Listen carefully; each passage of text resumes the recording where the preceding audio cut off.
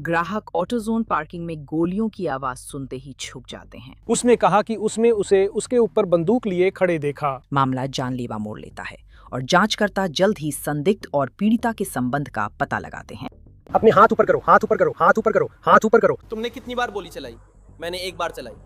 ये inside the crime है, law and crime द्वारा प्रस्तुत। मैं एलिजाबेथ मिलर हूँ।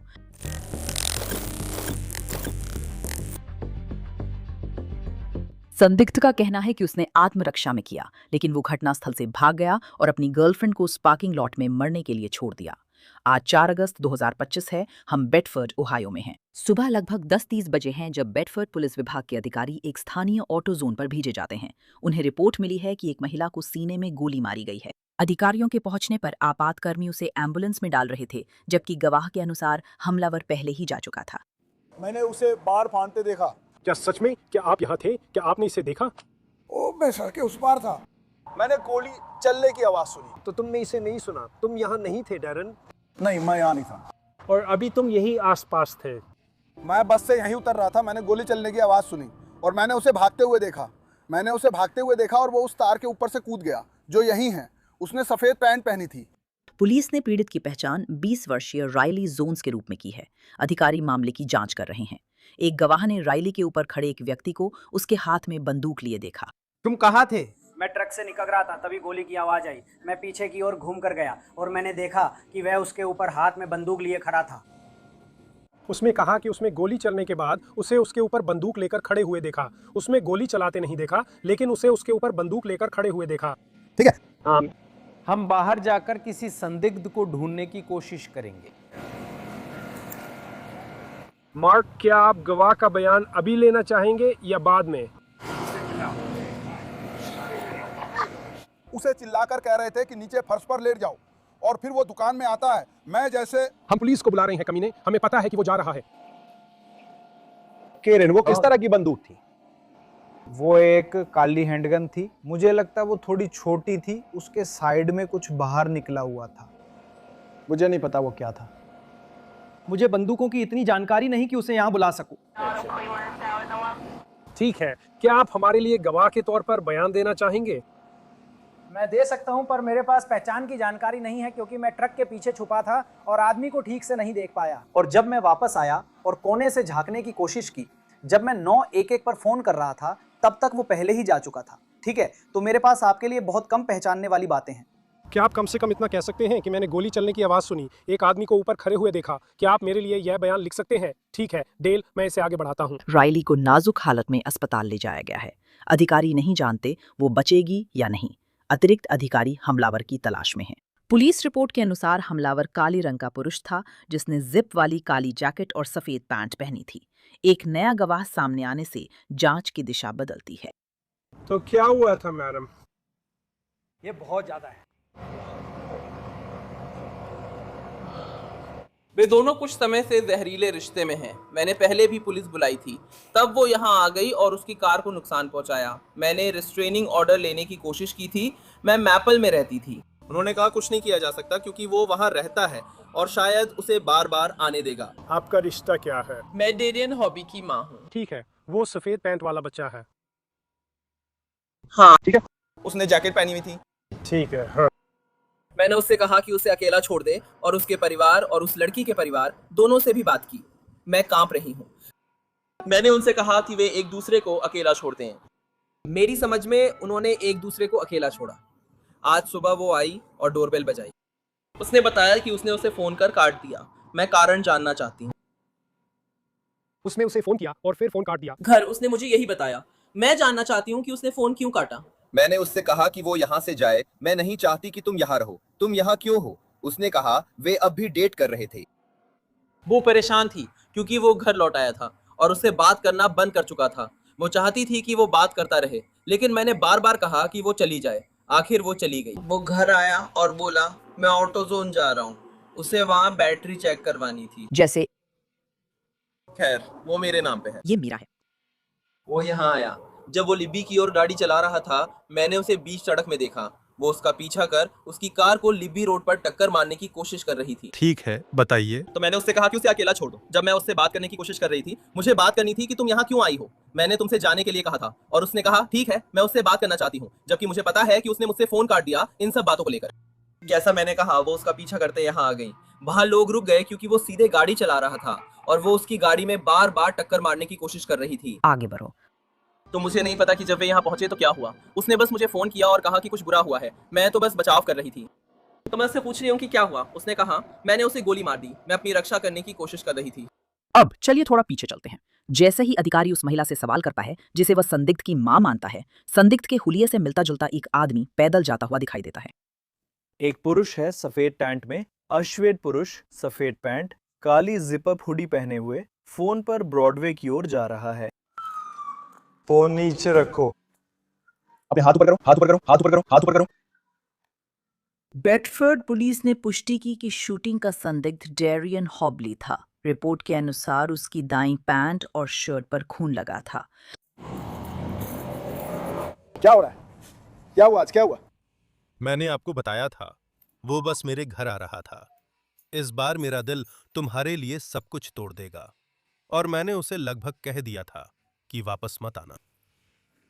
आज सुबह हमारी बहस हुई थी। मैंने उसे कहा था कि घर मत आओ, फिर भी वो बिना बताए आई। मैंने कहा था बाहर मत आना, मैं खुद घर आता हूं। ये सबसे बड़ा झूठ है। नाव में एक संदिग्ध है, चलो। मुझे लगा वो था। मुझे लगा ये अजीब होगा और मैं ऐसा नहीं चाहता था। मेरा घर, मेरी माँ इसके बारे में बात कर रही हैं। जल्दी करो। वो कौन है? हाँ, वो कौन है? मेरी गर्लफ्रेंड। मैंने उससे कहा मुझे अकेला छोड़ दे। मैं नहीं चाहता कि वो मुझे परेशान करे। मुझे खतरा महसूस हो रहा है। अधिकारियों ने पूछा शूटिंग में इस्तेमाल बंदूक का क्या हुआ। डेरियन ने कहा उसने उसे फेंक दिया। बंदूक कहाँ है? मैंने उसे फेंक दिया। क्या? मैंने उसे फेंक दिया। कहाँ? इस कमरे में। नाले में। कौन सा नादा? सच में नहीं। ठीक है, सुनो, तुम्हारे पास चुप रहने का अधिकार है। तुम जो भी कहोगे उसे अदालत में तुम्हारे खिलाफ इस्तेमाल किया जा सकता है। अगर तुम वकील का खर्च नहीं उठा सकते तो तुम्हारे लिए एक वकील नियुक्त किया जाएगा। इस समय क्या आप अपने अधिकार समझते हैं? ठीक है, क्या आप हमें कुछ बताना चाहते हैं? आपने बताया था वहां अपनी गर्लफ्रेंड से बहस हुई थी, सही है? आप कहाँ रहते हैं? आप सही कह रहे हैं, क्योंकि वो आज आपके घर आई। हाँ, तुम यहाँ कैसे आ गए? मैं ऑटो जोन गया क्योंकि मेरी बैटरी शायद खराब है। वो तुम्हारे पीछे ऑटो जोन तक आ गई? वो किसी और के घर गई और मेरे जाने तक वहीं रही। फिर वो मेरे पीछे आकर मेरी कार के पास झूठ बोलकर बैठ गई। वो ट्रैफिक में लगातार मेरा पीछा कर रही है। मैं उससे सिर्फ ये नहीं कह रहा कि मुझे अकेला छोड़ दे। मैं उसे अपनी कार से दूर रहने के लिए कह रहा हूं क्योंकि वो मुझे बार बार परेशान कर रही है। वो मुझे लगातार उकसा रही है। वो मुझे मारने की कोशिश कर रही है। तो मैं बस इतना कह रहा हूं, ठीक है? क्या आप हट सकती हैं? मैं पहले ही उसके मुझे मारने की कोशिश और बाकी चीजों से निपट चुका हूं। इसलिए मैं उसे कह रहा हूं, कृपया हट जाइए, कृपया हट जाइए। क्या आप मेरी कार से दूर हट सकती हैं? मेरी कार को मत छूइए, मेरी कार को मत छूइए। उसने खिड़की खोलकर हाथ अंदर डाला। मुझे नहीं पता था वो क्या करने वाली है। आप ड्राइवर की सीट पर थे हाँ, अपनी कार में? हाँ, क्या आपकी कार अभी भी ऑटो जोन पर है? हाँ, ऐसा ही होना चाहिए। आपके पास किस तरह की कार है? वो शेवी कोको, वो किस रंग की है? सफेद। वो आपकी कार है? वो आपके नाम पर रजिस्टर्ड है? वो मेरी माँ के नाम पर रजिस्टर्ड है। वो आपकी माँ की कार है। उन्होंने आपकी कार की खिड़की से हाथ अंदर डाला? नहीं। उन्होंने दरवाजा खोला। उन्होंने आपकी ड्राइवर साइड का दरवाजा खोला। और फिर उसके बाद क्या हुआ? उसने अपनी बांह कार के अंदर डाली और मैंने उसे गोली मार दी। क्या आपको अपनी जान का डर था? मुझे डर लग रहा था क्योंकि उसने मेरी कार की तरफ हाथ बढ़ाया। क्या उसके पास कोई हथियार था? नहीं, लेकिन वो मेरी बंदूक तक पहुंच गई। जब उसने आपकी कार के अंदर हाथ डाला, आपकी बंदूक कहाँ थी? वो आपकी सीट के पास बाईं तरफ थी? मेरी दाईं तरफ। आपकी दाईं और सेंटर कंसोल के बीच? क्या वो पहुंच गई? जैसे उसकी दाहिनी घुटने के पास? क्या वो सीट और सेंटर कंसोल के बीच था? हाँ। और वो पकड़ रही थी तो उसे तुम्हारे ऊपर से पकड़ना पड़ा होगा। उसने ऐसा किया। क्या उसे पता था? क्या उसे पता था कि तुम्हारे पास बंदूक है? हाँ, ठीक है, और वो क्या करने की कोशिश कर रही थी? तुम दोनों झगड़ क्यों रहे थे? और वो तुम्हारे पीछे क्यों आ रही थी? क्या उसे लगता है कि वो तुम्हारे साथ रहती है या कुछ ऐसा? सच में? ये बस छोटी सी बात थी। मुझे सच में समझ नहीं आता कि ये बात इतनी बार क्यों बढ़ जाती है। लेकिन मैंने अभी उसे कॉल किया था। मैंने देखा कि वो कहाँ थी। हाँ, मैंने डर्टी रेडियो को मैसेज किया, उसने जवाब नहीं दिया। कॉल करने पर बोली, ठीक है, वो वीड लेने जा रही थी। ठीक है।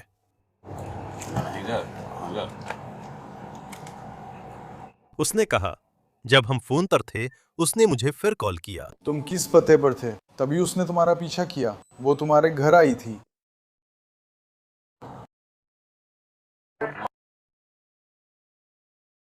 क्या वो एक अपार्टमेंट है? नहीं। लिबी।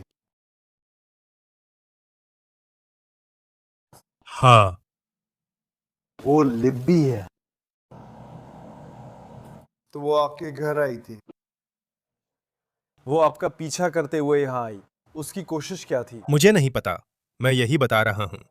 ऐसा लग रहा था जैसे वो कई बार मेरी कार से टकराने वाली थी और मेरे व दूसरी कार के बीच बहुत करीब आ गई थी। ठीक वही नहीं। लेकिन आपने बंदूक किस नाले में फेंकी थी? क्या ये इसी सड़क पर है?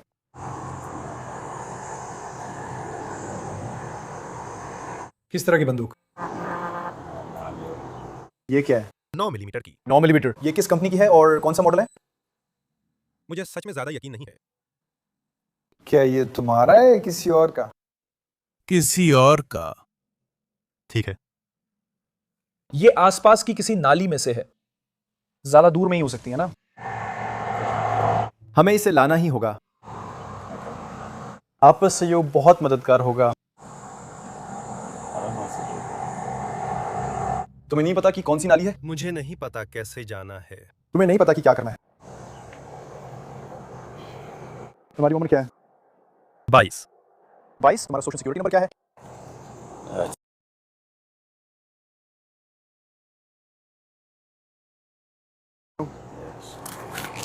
मुझे सेना में जाना है। तुम्हें जल्द ही सेना में जाना है। तुम्हारी उम्र कितनी है? 22। तुम सेना में क्या करने वाले थे? आईटी विशेषज्ञ। क्या तुमने आवेदन किया था? हाँ। वो कब शुरू होने वाला था? मैं अक्टूबर तक इंतजार कर रहा था। अक्टूबर तक इंतजार कर रहे थे, ठीक है। क्या तुम इसे अपनी एक्स गर्लफ्रेंड, करंट गर्लफ्रेंड या कुछ और मानने वाले हो? मैं चाहता था कि वो मेरी एक्स गर्लफ्रेंड हो, पर सच कहूं तो मुझे खुद नहीं पता मैं क्या करने वाला हूं। क्या तुम इस लड़की को यूं ही अपना भविष्य बर्बाद करने देने वाले हो? मुझे समझ नहीं आ रहा था कि क्या करूं। तुमने कितनी बार गोली चलाई? मैंने एक बार गोली चलाई। सिर्फ एक गोली? हाँ। तुमने किस हाथ से गोली चलाई थी? तुम्हारा दायां हाथ?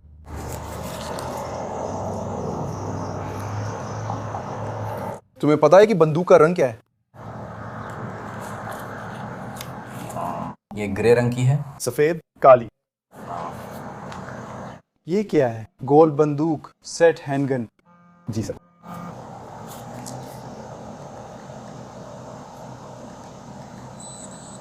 ये आपके पास पानी है? पानी? मेरे पास कोई पानी नहीं है। सही है, बस हमारे लिए लेने के लिए। अधिकारियों ने सभी सीवरों की जांच कर पिज्जा दुकान के पीछे बंदूक ढूंढी, जैसा केस रिपोर्ट में है। पॉलीमर 80 एक किट स्टाइल फायरआर्म है, जिस पर निर्माता ने कोई सीरियल नंबर नहीं लगाया। सीरियल नंबर ना होने से ये फायरआर्म्स अवैध मानी जाती हैं और 80% तक तैयार लोअर रिसीवर खरीदने पर बैकग्राउंड चेक नहीं होता। पॉलीमर 80 को अक्सर घोस्ट गन कहते हैं। सीवर में फायरआर्म की फोटो ली गई। पॉलीमर 80 में मैगजीन नहीं थी, मगर चैम्बर में एक राउंड था। डेवियम का कहना है कि घटना एक छोटी बहस से शुरू हुई, जबकि ऑटोजोन में राइली की दोस्त, जो शूटिंग के वक्त फ्रंट सीट पर थी, असल बहस का कारण बताती है।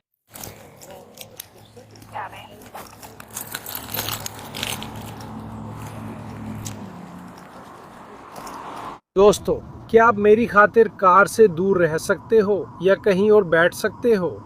अगर मेरी दुल्हन आ जाए तो क्या मैं जा पाऊंगा? या फिर आप लोगों ने क्या किसी ने आपकी जानकारी ली है? मेरे सिर पर नीली टोपी थी, वो यूनिफॉर्म में नहीं था। हाँ, उसमें जानकारी ली। मेरी आंखें। लगता है आप जा सकते हैं। आपका स्वागत है। मैडम आप आईं, माफ कीजिए, क्या आप पूरे समय उनके साथ थीं? हाँ, तो क्या हुआ? वे बहस कर रहे थे जो इतनी बड़ी कि एक मुकाम पर पहुंच गई। ये मेपल हाइट्स में शुरू हुआ। उसने कहा गाड़ी साइड में लगाओ, बात करते हैं। वे ऑटो जोन के पास गाड़ी रोकते हैं। वो कार से बाहर निकलती है। उसने यहाँ पार्क किया। नहीं, उसने उसकी कार के पीछे पार्क किया था। जब वो कार से बाहर निकली तो मैंने उसकी कार हटा दी। मैं जाने लगी थी जब मुझे लगा कि वो फिर से बाहर आ रहा है। हाँ। तभी मैं पोलिनेशिया गई थी। तो वो ऑटो जोन में गया और फिर ऑटो जोन से बाहर आ गया। हाँ, उसने उसे गोली मारी, फिर अंदर गया उसने गोली चलाई, अंदर गया और 911 कॉल करने को कहा और फिर वापस बाहर आया। मैंने उसे उठाने की कोशिश की। ओह, क्या उसने ऐसा किया? मैंने वो नहीं देखा। वो सीधे उसके पास आ गया जो उसी दिशा में था, तो मैं उसके पीछे चला गया। हाँ, और इसी वजह से मैं कार में भागकर बैठ गई ताकि निकल सकूं, क्योंकि मैं सोच रही थी ओह मुझे मत गोली मारना, जैसे उसे तो पहले से ही मैं पसंद नहीं हूँ, तो मुझे मत गोली मारना। तो जब मैं निकल गई और मैंने देखा कि वो उसे उठाने की कोशिश कर रहा है और उसकी मदद करने की कोशिश कर रहा है, तो मैं कार वापस घुमा लाई, क्योंकि मैंने सोचा ठीक है शायद अभी उसका दिमाग थोड़ा ठिकाने पर है। एम्बुलेंस की आवाज़ सुनते ही मैंने कार साइड में लगा दी ताकि रास्ता खाली हो जाए। ठीक है, सही है। हाँ। जब उसने उसे गोली मारी, आप ठीक पीछे वाली कार में बैठे थे। हाँ। उस वक्त क्या हो रहा था? तो वो वापस कार में आ गई। वो उसी कार के पास गई, 5 मिनट बात की और फिर अपनी कार में आ गई। क्या मुझे उसका फ़ोन मिला? मुझे उसका फ़ोन मिला और उसे वापस दे दिया, लेकिन अब फ़ोन ख़राब हो चुका है और काम नहीं करता। मैंने उसे फ़ोन दिया और लौट आई। वो भी अपनी कार में चली गई। मैं अब भी सीट के सामने बैठी हूँ। वो कहती है तुमने मेरा फ़ोन दूसरी बार फिर से तोड़ दिया। और फिर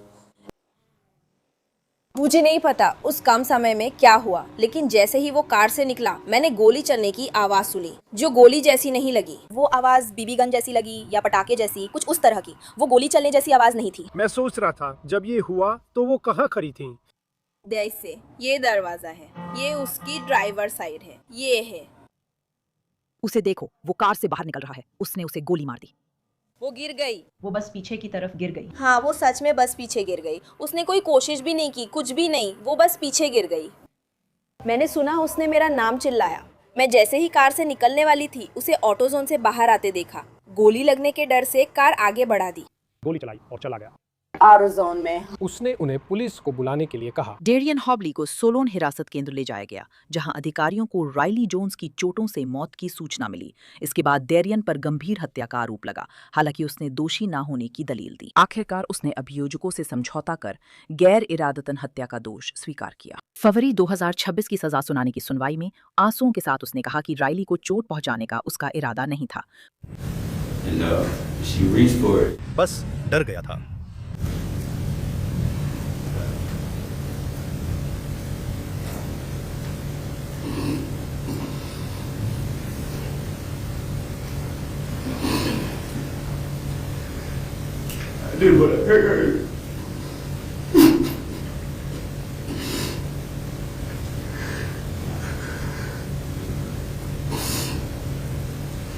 मैंने उसकी मदद करने की कोशिश की थी।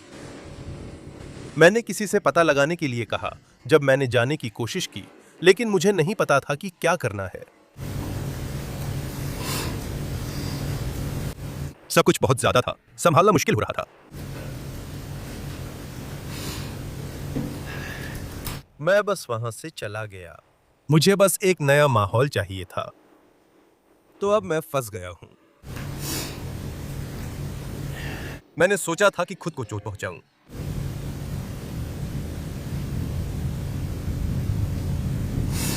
बस अब मुझसे और नहीं सहा जा रहा था। मैंने गलत फैसला लिया और बंदूक से छुटकारा पा लिया, लेकिन वो अभियोजन या आरोप से बचने के लिए नहीं था। ये अच्छा था। मैं खुद को चोट नहीं पहुंचाना चाहता था। मुझे लगा राइले ठीक रहेगा। बस मैंने यही सोचा। वो फैन है बेबी। उसके पास हमेशा मुझे कहने को कुछ रहता है, अच्छा या बुरा। शायद उसे सवाल पूछने थे। मैं बस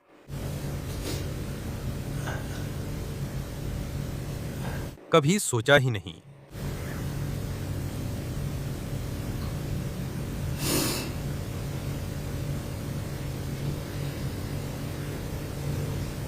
डेरियन को ओहायो जेल में कई साल की सजा मिली, लेकिन ये उम्र कैद नहीं है। पहले आरोप में हत्यार के लिए 1 साल की सज़ा है, जो पहले काटी जाएगी और बाकी सज़ा से अलग चलेगी। मूल आरोप पर कुल न्यूनतम सज़ा 7 साल है और अधिकतम सज़ा 10 साल 6 महीने है। आरोप संख्या 5 24 महीने। आरोप संख्या 1 और 5 एक साथ चलेंगे। आपको 8 साल की सज़ा काटनी है, जो अधिकतम 10 साल 6 महीने तक हो सकती है। आपको हिरासत में लेने और स्थानांतरित करने का आदेश दिया गया है।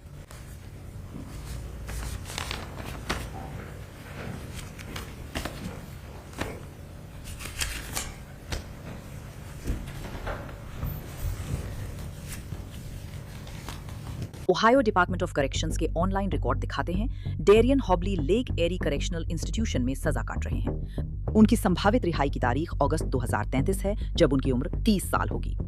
इनसाइड द क्राइम के इस एपिसोड में हमारे साथ जुड़ने के लिए धन्यवाद। मैं एलिजाबेथ मिलर हूं और हम आपको कल एक और केस के साथ यहीं पर फिर मिलेंगे।